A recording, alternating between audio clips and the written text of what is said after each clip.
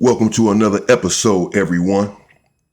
And we're going to get into a prison in El Salvador named Cecot, supposedly the most high security prison in the world, where they keep the most dangerous prisoners and criminals. This stuff always fascinates me.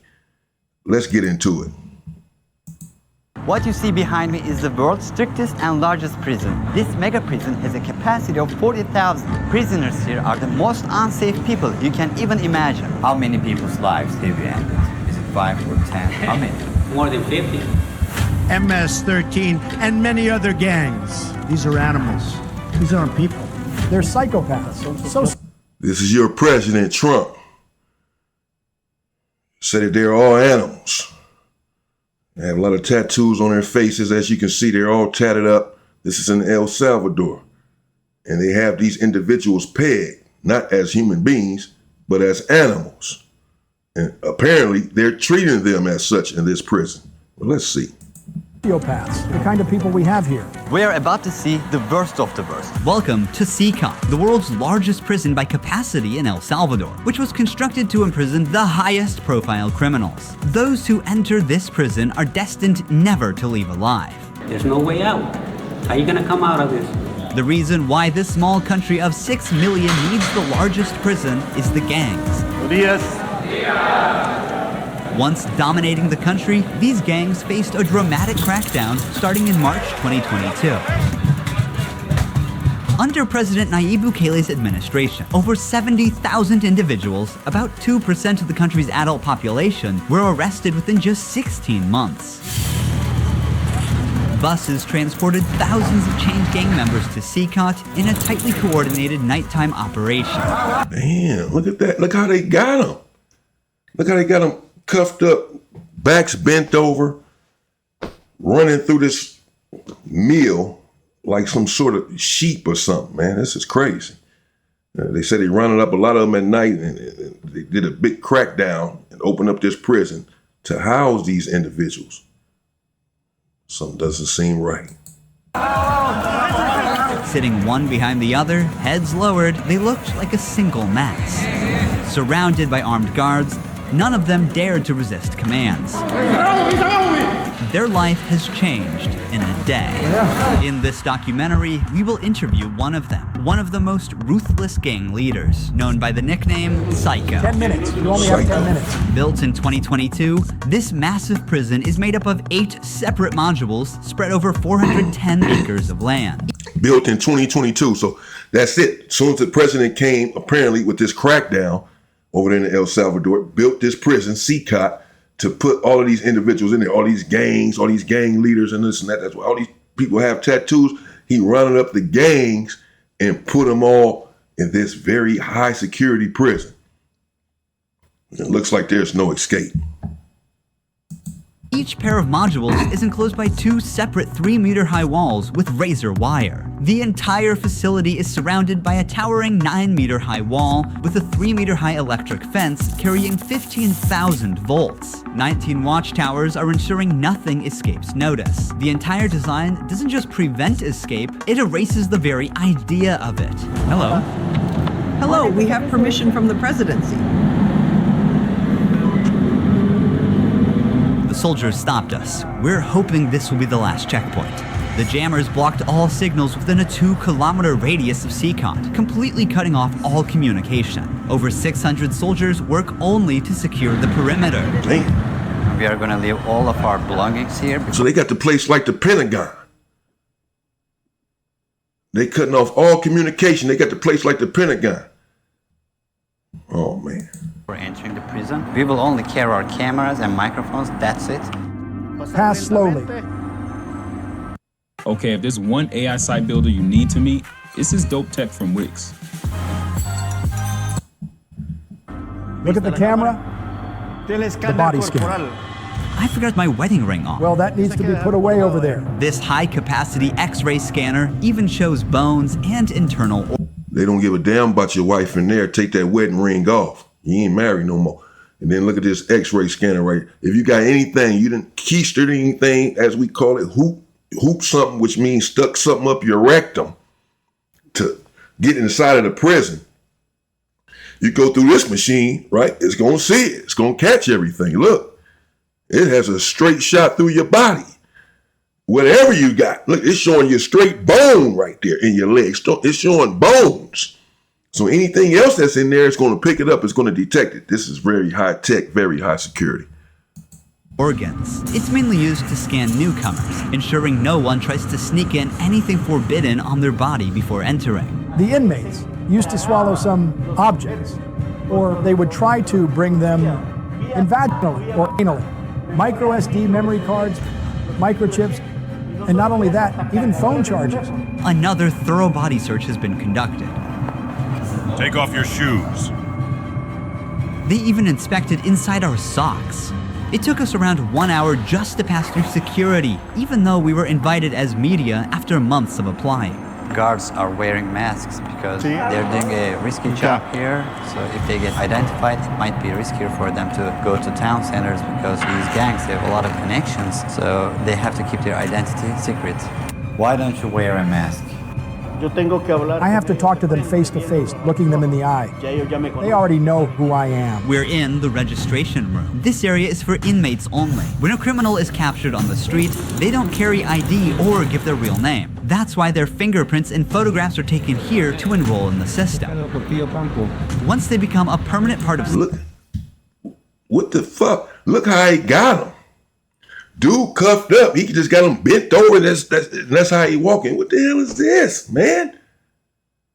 This is their everyday life. You cuffed up.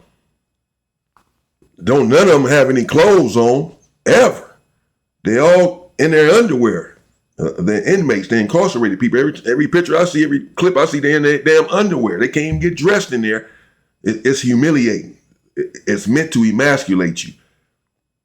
Walking around in your underwear all day surrounded by a bunch of other men in their underwear. What is this? And then the way that they're handling them, cuffed up, still got his arm wrapped up and bent up, and he bent down just because you walking him over here. This is crazy. Stay free, man. Cecot, the inmates lose all contact with loved ones for the rest of their lives, as family visits are strictly forbidden. It's also important to note that a small number of innocent people were So they lose contact with their family for the rest of their lives. Is that what he just said? That contact with family and this and that, or visits, are strictly forbidden. Yeah, this is hell. This is a form you living in hell. Mistakenly imprisoned during the big crackdown. Because of the no-contact policy, their families have no idea where they are or if they are still alive. For some, this documentary could be their first chance to see a missing loved one. Before entering the modules where the inmates are, we visit the armory of the prison. This section is a must in case... I'm sorry to keep stopping the video. This is crazy. So they have no contact with their family whatsoever. That's what he just said. That their families don't even know if they're still alive. That this documentary would be some of these individuals' families' first chance to see them and see that they're still alive, that they're just in prison. No communication whatsoever. This is hard time. This is hell. Look how crowded it is, how packed it is. They're constantly in their underwear. They're constantly being handled. Everywhere they're going, everywhere they're being escorted, they have these COs and they're cuffed up and they're still handling them. And you have no contact whatsoever with the outside world. This is the only thing that kept some individuals sane in prison in California, was the fact that they had their wife, their children would come and see them, their mother. This gave them hope, kept them going. I can imagine doing time without this sort of support, with no contact whatsoever with your loved ones for the rest of your life, forever. Of possible riots, and these convicts are the most unsafe people on earth. The type of firearm we use is a T65 rifle, similar to the M16 rifle. We also have this other firearm, which is a 12-gauge shotgun.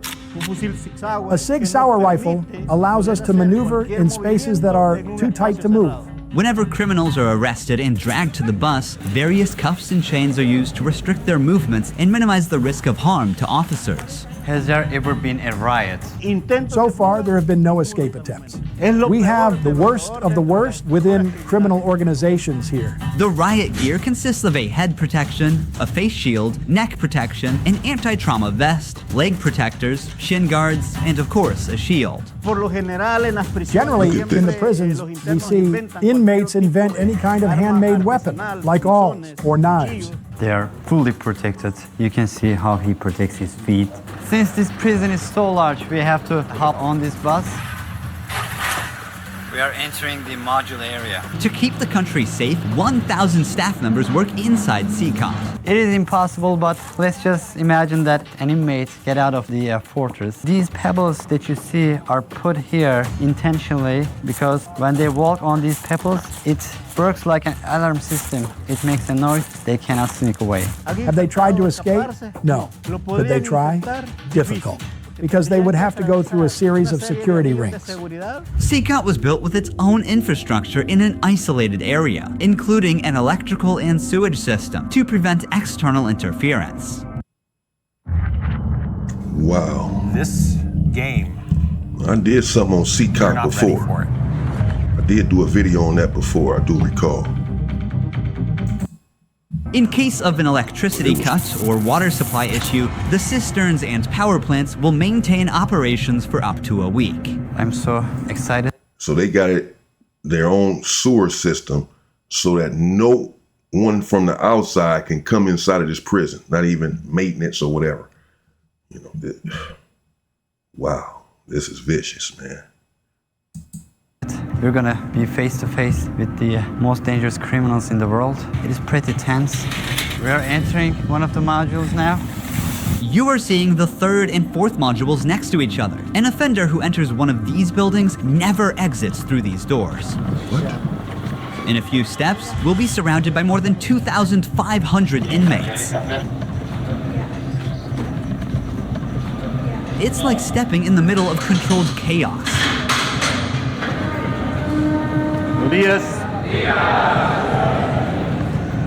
Man, look at this. Oh, man. This is so intense. Their eyes are all on me, following my every step. Getting Wow. I don't know. Something just doesn't seem right about this. Some seems off, seems inhumane to me. As a human being with feeling, this disturbs me. I understand that these individuals may not be, law-abiding citizens. Neither is the president of the United States. But they are still human beings. Look at all of these people that are inside of this cell. How can they sleep in here? When it's time to go to sleep, how do you sleep with all of these people inside of the cell? Look up, they up there on bunks. Look how many people there's inside of this cell. Oh my, how can you live like this? Imagine what their everyday life is like. This is horrific, man. This is crazy. an eye contact with them. There are so many of them. I'm speechless. I can't help but feel unease. All of them wear white shirts, shorts, and slippers. They don't have any other belongings. Most are barely out of their early 20s and convicted of serious offenses. Even the most infamous criminals in history have an average of 20 to 30 proven victims. But here, some of the inmates are responsible for hundreds of innocent people's lives. Can I ask the inmates something? No. If you have any questions, I can answer them for you. If they try to communicate with me now, what are you gonna do? I'm not going to allow them. They know from them that subsequently there may be a penalty for not abiding by an instruction. I'm curious to know which of these group leaders I'll be interviewing. It is forbidden for us to pass this yellow line because these are one of the most dangerous human beings on earth. Without the bars between us, everyone knows exactly. No, man. No. You can't say that they're one of them. They're the most dangerous individuals on earth. There are pockets of in this world that are extremely violent and dangerous. There are individuals in this world that are extremely violent and dangerous. The government in the United States of America is extremely uncouth and violent and dangerous. Don't judge these individuals. What could happen? There are 32 cells in every one of the 8 modules making up the mega prison. Each cell holds around 80 inmates, but the number can go as high as 150. Despite not being at full capacity, the inmates only have 0.5 square meters of personal space each. Prisoners do not have any ventilation rights or courtyards to walk outside their cell. Each inmate here have been given one of the longest sentences you can even imagine in your life. The only thing that doesn't change that all these inmates will never... Look at this. I can't get over this. I can't get over how many people are inside of the cell. So he just said 80 people inside of a cell, and it could go up to as much as 150. And that each individual has, on average, 5 centimeters of space, or whatever the hell he said. Whatever. It's not much. 5 something. 5 feet of space. Not 5 feet of space. This is what life is like behind bars. Not in every prison, obviously, but right here in El Salvador. This is cold. It's sickening me just watching this. I can't imagine living inside of this cell with all of these people. You get no peace whatsoever. never get outside. They will never see sunlight. The only people are authorized to get inside and outside are the personnel and sometimes media like us. They will never ever leave this building. If you see their look, you can see the emptiness in their soul. They don't have any hope towards future. They look very robotic. Their life is so monotone. It ain't look very robotic, you think? Yeah. So this is hard time. This is hard. This is extremely hard time because he said that none of them will ever leave the building. They have no yard. He said that they will never see sunlight.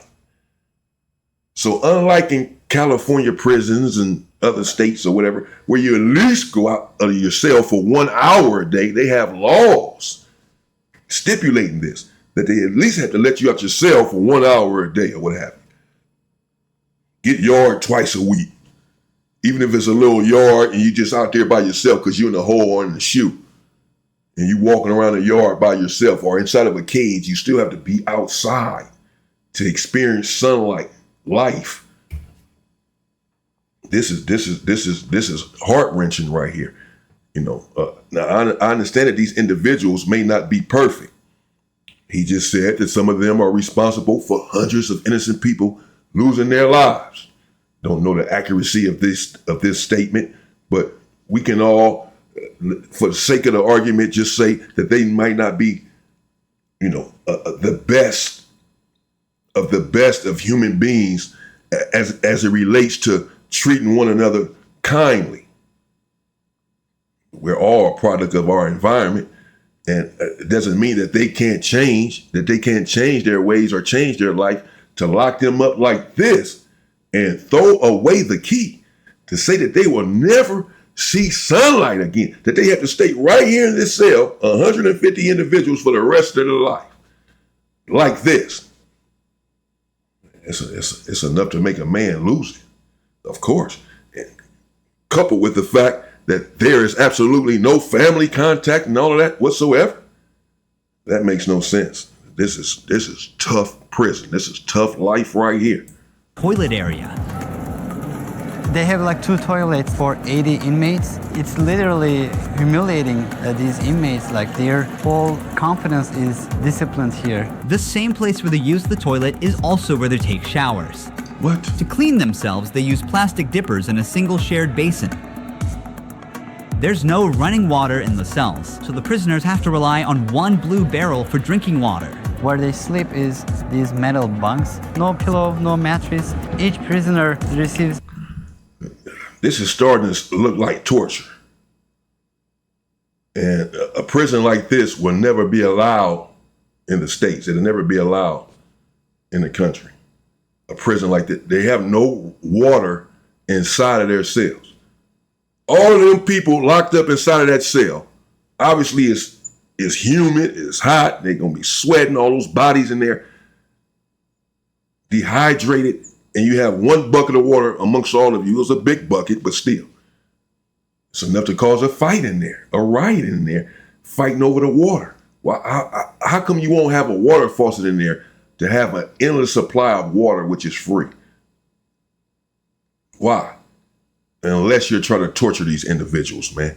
They have to shower, he just said and showed, in the same place that they defecate, the same place that they use the bathroom, that they go number 2, take a shit.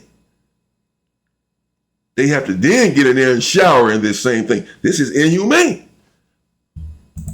Just the bare essentials, a white sheet, a uniform, socks, slippers, and a towel. That's it. The prisoners spend their entire days on their 4-level bunk beds. They have stacked tightly, like items stored in a warehouse. As part of hygiene and order, inmates are shaved every 2 weeks by personnel. Long hair or beards aren't just unhygienic, they can also hide sharp objects. Let's take a look.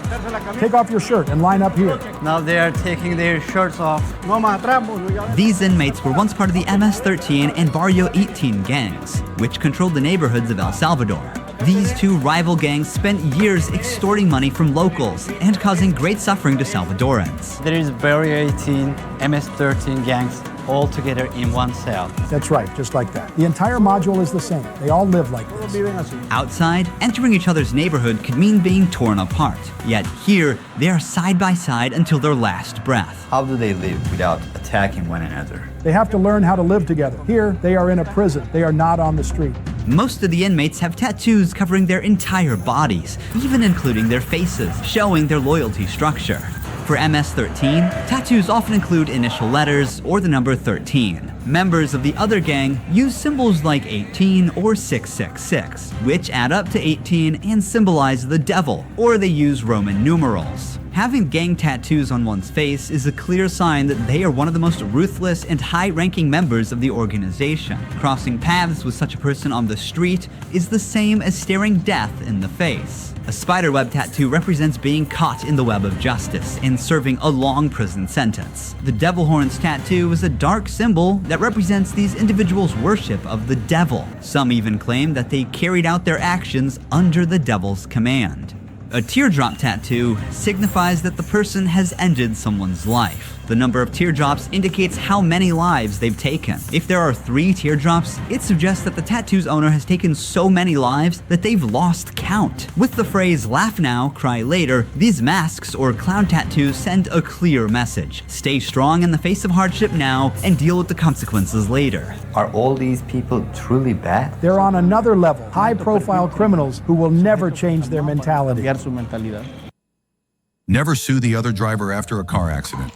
There's a better way to get paid a way bigger check without having to go to court or pay expensive upfront legal fees.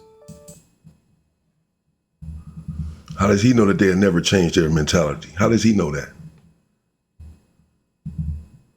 That's what I'm trying to understand. How do you know that they'll never change If you their look mentality? at the upside, there's a catwalk area. Guards consistently watch over the inmates from this elevated spot above the cells. If anything suspicious occurs, they will intervene while an extensive network of cameras observes every corner 24/7, ensuring nothing goes unnoticed. The modules are kept lit all day and night for monitoring. When the sun goes down, the lights stay on all the time. They are constantly being observed. I think this is one of the hardest things. When they try to sleep, they use their towels and cover their eyes to block the light.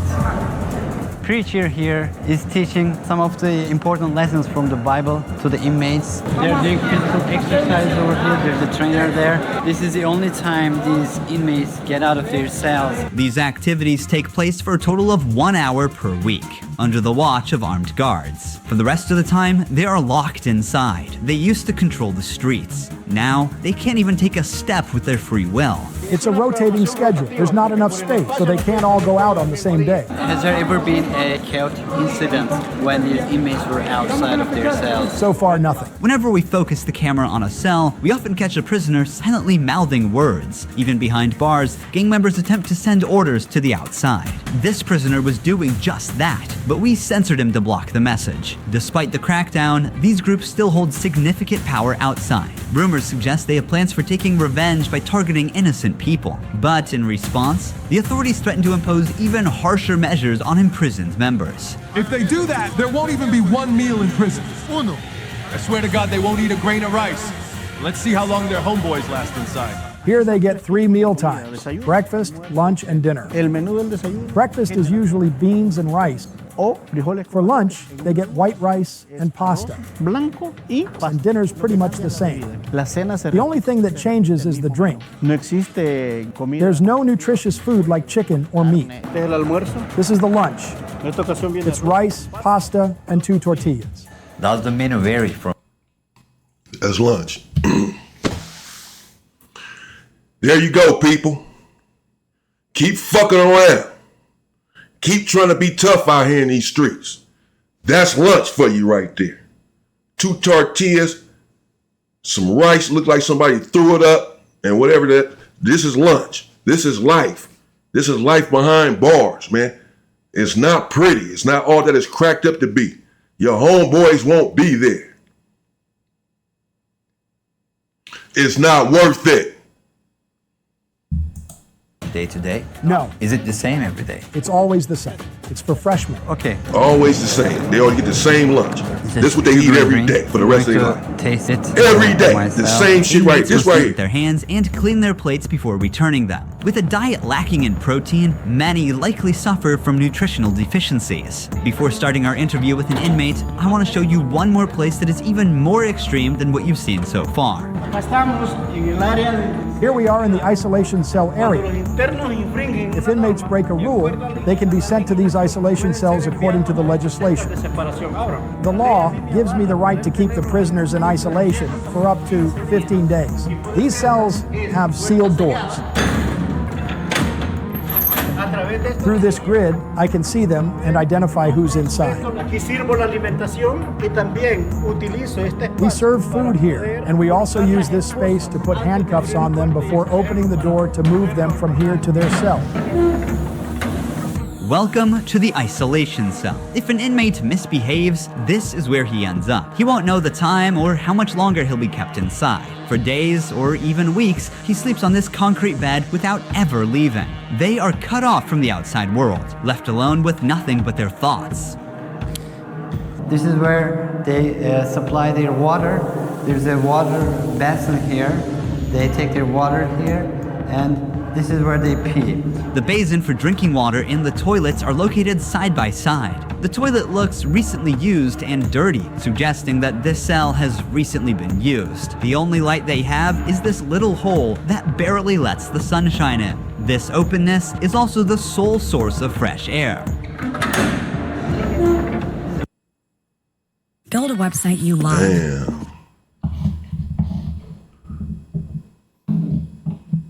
That's messed up, Wix. man. For your words, create your brand, your opportunity, your breakthrough. Feeling a vibe? Run with it.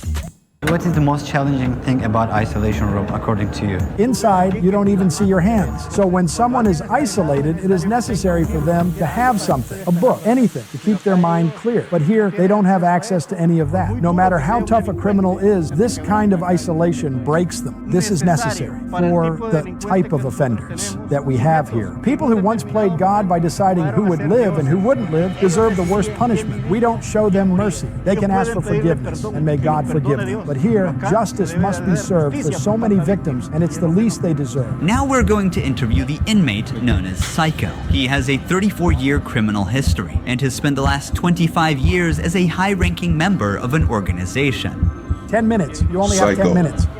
12 guards are barely enough to ensure the safety around this inmate. Remove the mask.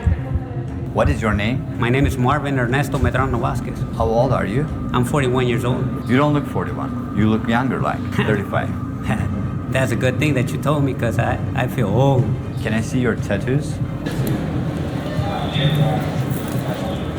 I'm 13. When did you join this crime organization? In 2004, but I started my criminal record since I was 11 years old. How did you first become involved? When somebody is born with just a mom and the mom is working, you look for the streets. You look for somebody to help you out. I said, well, my mom's poor. I need some shoes. I need some clothes. And I started robbing. Then I need a father figure because I didn't grow up with my father.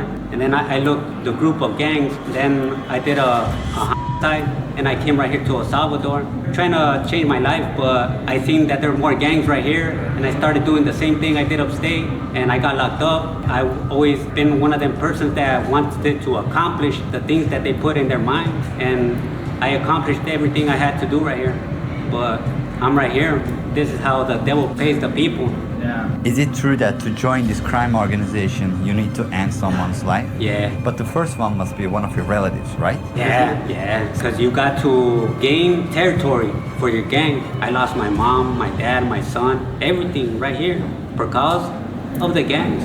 When I could be with my family, upstate, the United States, a better life, but you know, we took wrong decisions and this is the cause of this. That's why I tell the youth, go to school, listen to your mom, listen to your dad. Don't live this life that we live right here. There's no way out. How many people's lives have you ended? Is it 5 or 10? How many? No, if you talk about what you used to do in the jails after, it probably get a few more than 50. You gotta do it sometimes. How did you become cold-blooded and merciless in time? I can't really respond you with that question. How do you feel about not seeing your family forever since you're in Cecot? I feel bad because I seen my son the last time when he was 5 years old, and he's 21 years old right now. I want to see him. I want to tell him, don't do the same things that your dad did. Look for a good life. People who have fallen victim because of you will never see their loved ones again. You will also never see your family. How do you cope with emotions like missing someone? I feel bad. Sometimes, like I tell you, I lay down on my bed and I think a lot of things, and sometimes I cry. What is your motivation to stay alive here? To one day change my life and look for God in my life, and I tell God, forgive me. Forgive me because I did some things. Okay. Finally, we see the sunlight. Honestly, Cecot is a place you will never wish to end up in. Wow. This is deep. This is some pretty deep stuff right here, man. You know, I'm sure people are going to say, well, or at least some individuals will imply that they deserve this sort of treatment because of whatever it is that they are in there for. And again, I'm not saying that these are outstanding human beings, pillars of society, but who is? We all have our faults. And this just seems pretty dehumanizing and inhumane to me. Even as a visitor, but for the people who victimized Salvadorans, it is now their forever home. These criminals took the innocent people's right to live, and now they're paying for it. The Salvadorian government's message is clear. Crime is no longer tolerated and the punishment is severe. El Salvador once had the highest rate of lives lost due to widespread chaos. During its peak, 104 out of every 100,000 people lost their lives in a single year. Previous administrations agreed to a truce with these groups, but this couldn't bring lasting order. Although the current government's methods are controversial, by 2023, the number dramatically dropped to 2.4 per 100,000 people, placing El Salvador among the safest countries in the world for the first time. So far, the results are undeniable. Peace has returned to the neighborhoods. But what about those who were wrongfully imprisoned? Is it true justice or way to control chaos? Are we seeing a lasting solution or just a temporary fix? For now, the answer remains unclear, and the world continues to watch. Thank you for watching this documentary. All right, there we have it, man. Cecot prison in El Salvador. You all just seen it, and it's crazy, it's dehumanizing, it's inhumane, and the individuals there You make your own assessment about them and their own humanity and whether or not you believe that they deserve this. In my opinion, the answer is no. And, you know, it's sort of heart-wrenching seeing this. Of course, they have victims as well. But this is prison, folks. This is prison life. You go in and you may not come out. And really nothing that you do in society is worth living like that. There's no amount of money, they have no contact with their families. There's nothing that's worth that. Certainly, we can all agree to that. The only remedy then, of course, is to do what? Is to stay free. Stay free. Think before you act. Think before you act. Think before you make a move. It's not how you start, it's how you finish. So it looks good in the beginning, whatever your plan is, to get to the bag, to get to the money, to end your ops. It looks good in the moment, at the beginning. But you can't just look at the beginning. You have to look at the ending. What are the end results of your decisions? You have to think it all the way through, not just the action, not just the moment, not just the beginning, but what will be the result, the ending to these actions? That's what you have to think. It's not worth it. Jeez. Stay free, people.